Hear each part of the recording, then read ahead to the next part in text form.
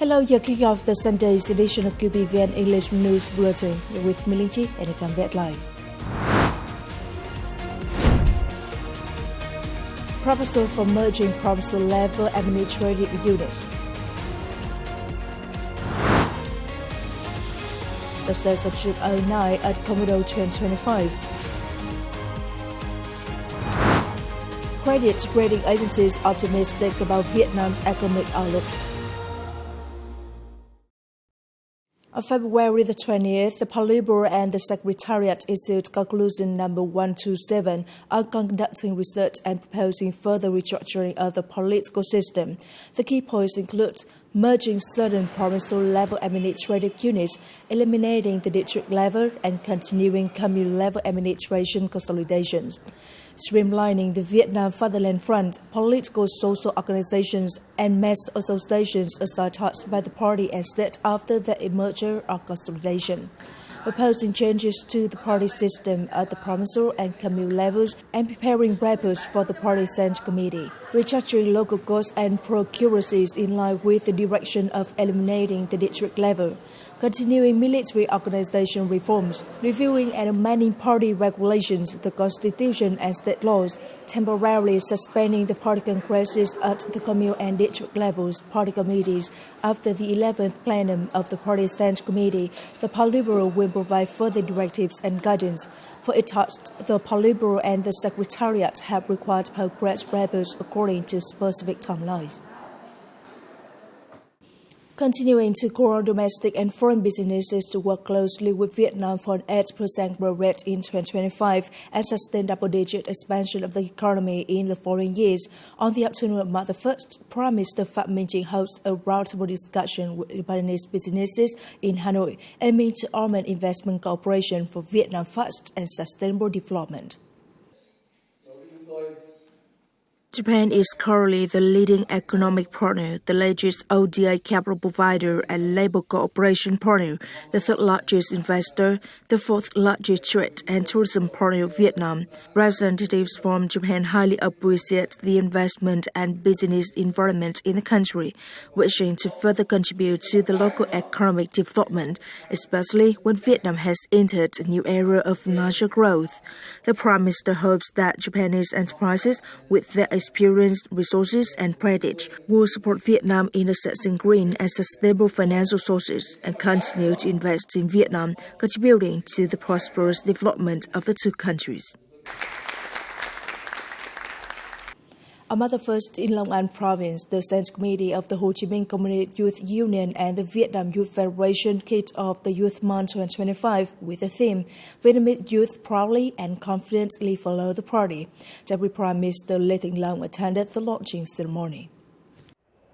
Youth Month 2025 sees many new activities being simultaneously deployed, such as building civilized urban areas, responding to Green Sundays, especially the Zero Education Universalization movement. At the ceremony, the Central Committee of the Ho Chi Minh Communist Youth Union presented gifts to families with difficult circumstances, scholarships and bicycles to needy students with good academic results, and many other practical deeds with a total value of 3.7 billion Vietnam đồng. The Youth Month initiative aims to arouse the enthusiasm and aspiration of young people to engage in voluntary activities, be creative and flexible in digital transformation towards the 94th founding anniversary of the Ho Chi Minh Communist Youth Union on March the 26th, thus educating them to lay solid trust in the party, ready to devote to the national growth in the new era. Ship 09 of Brigade 171 under Naval Reason 2 has successfully completed its mission at the multinational naval exercise KOMODO 2025 in Bali, Indonesia. To shed more light on this achievement, the QPVN chair reporter has had an interview with Senior Commander Nguyễn Thế Hùng, Second in Command and Chief of Staff of Brigade 171 Naval Reason 2 and head of the working group.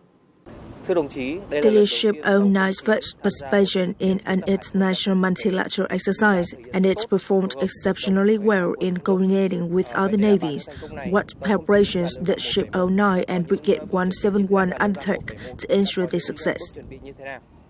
The Project Committee and Chain of Command of the Brigade identified this mission as politically significant for our defense and foreign policy. The Brigade Command directed all relevant agencies and Ship 09 to prepare meticulously by thoroughly reviewing the ship's technical equipment and ensuring comprehensive backup plans for maintenance, servicing, repair, and replacement. We selected personnel for the working group and the ship's crew based on their quality, experience, technical proficiency, and strong English skills. We continuously updated the exercise program, established special teams, planned and conducted training drills, and briefed our staff on internal political security measures, as well as on the culture, customs, and people of Indonesia, particularly in Bali. We also prioritized health checks for all participants and ensured robust, high-quality logistics supplies along with reserve technical equipment. At KOMODO 2025, the cruise ship 09 and the working group left a very positive impression on local residents and the navies of the participating countries. How did you assess the success of this mission from a foreign affairs perspective? Ship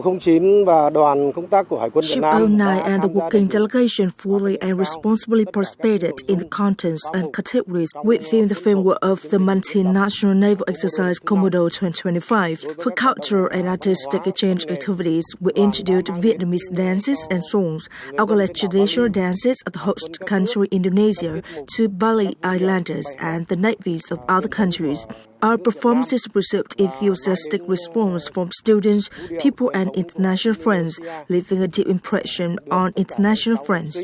In addition, we also judged sports activities and won many prizes, thereby further strengthening solidarity, friendship, and mutual understanding with the navies of other countries. Community activities such as beach cleaning, mangrove planting, and sea turtle release demonstrate the responsibility of Vietnamese naval soldiers in protection of nature and environment. Regarding contents of the exercises, such as seafaring skills, formation movement, communication, aerial formation photography, search and rescue, Ship 09 really implemented the plan and orders from the flagship while closely coordinating with ships in the formation to well complete all the contents, so our naval force receives high appreciation from the other side. All of these activities contribute to enhancing mutual understanding, building solidarity, friendship, and spreading the image of openness, friendliness, and the spirit of cooperation, as well as the discipline, high skills, and modernity of the Vietnam People's Navy. Thank you, sir. Coming up next, credit rating agencies are optimistic about Vietnam's economic outlook. A woman's passion for ornamental plants. Two credit rating agencies, S&P Global Ratings and Fitch Ratings, have stated that Vietnam's economy will continue its strong growth in 2025, maintaining its position as one of the fastest growing economies in the region. With an average growth rate of 6.2% over the past decade, Vietnam has been attracting stable FDI inflows and is emerging as a competitor to India. The prospect of being upgraded to an emerging market status also increases Vietnam's appeal to global investors. According to HSBC, if upgraded, Vietnam could attract an additional $6 billion in foreign investment, equivalent to over 1% of its GDP. To sustain high growth, Vietnam must continue improving its investment environment, enhancing disclosure standards, and accelerating the adoption of international financial practices. Media outlets in Argentina and Uruguay have recently published articles accompanied by numerous images praising the beauty of Vietnam landscape, its people, and its rich culture. Argentina's Arbiter newspaper ran an article by journalist Alvaro Sobara, who had visited Vietnam. In his piece, Sobara describes Vietnam as a country renowned for its deep-rooted history, unique natural beauty, and captivating culture that leaves visitors in awe. He described Vietnam's stunning scenery and the remarkable kindness of its people. Arbiter also highlighted Sobara's culinary experiences in Vietnam, from vibrant street great food to elegant fine dining, all at reasonable prices. Vietnam, the article noted, is also a shopping paradise, offering beautifully crafted traditional products such as silk, lacquer, bamboo goods, and embroidery. Meanwhile, Uruguay's Reup dedicated an article in its Asia section to promoting Vietnam as a country of beauty in many forms, with spectacular landscapes and colorful cities. Reup praised Ha Long Bay for its dramatic limestone cliffs and crystal-clear waters, calling it one of the Vietnam's most iconic attractions. In the article, Da Nang was noted for its stunning beaches, such as My Khê Beach, where visitors can relax and soak up the sun. Vietnamese women shine not only in politics, science, and the arts, but also leave a profound mark on everyday life through their passion and tireless efforts. Today, QPVN reporters will take us to Đông La Camin, Hải Đức District, Hanoi, to meet Mrs. Nguyễn Thị Hiền, a remarkable ornamental plant artisan. With a love for nature and gifted hands, she breathes life into each of her artistic creations, while also inspiring harmony between personal passion and family responsibility.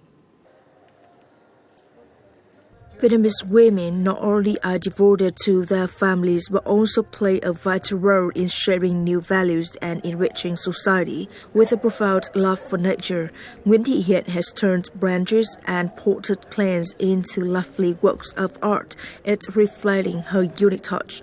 To her, a modern woman is not just a symbol of silent dedication, but an active force who contributes to the community and adds beauty to the world around her. Em chào chị Hiền ạ. Hello Hiền. Looking around your garden, I see many beautifully shaped plants. It makes me realize that a woman's hands are not only for taking care of her family, but also for transforming simple things into works of art. Could you share how your hands bring these artistic creations into life? Actually, art comes in many forms, and the most important aspect is perception. In the world of ornamental plants, each tree has its own unique shape and its beauty is interpreted differently by its person.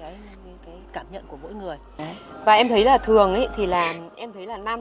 see that bonsai and ornamental plants are often a passion among men, and it's quite rare to see women engaging in this field, whether as a hobby or a business. Would you share your journey of how you developed this passion for ornamental plants?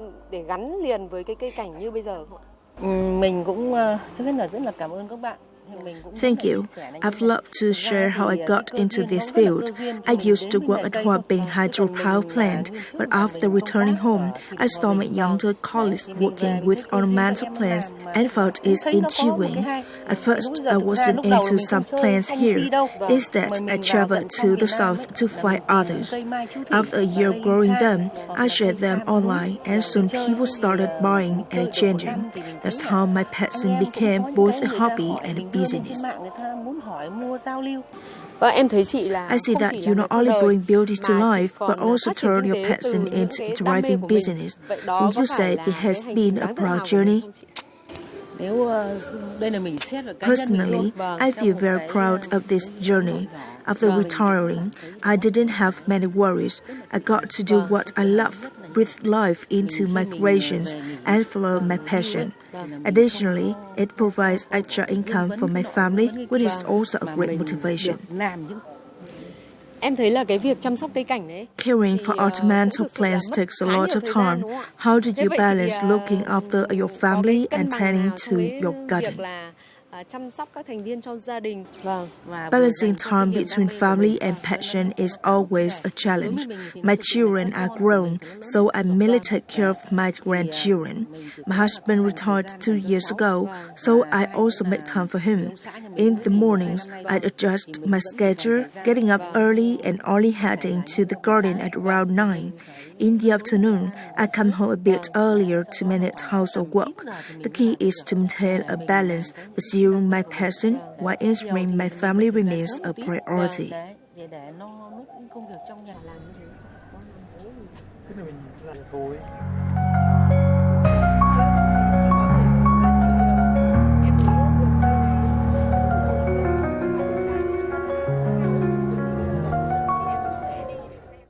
It is the end of the latest news bulletin today. You can watch our news again at KPVN.vn. Goodbye and see you next time.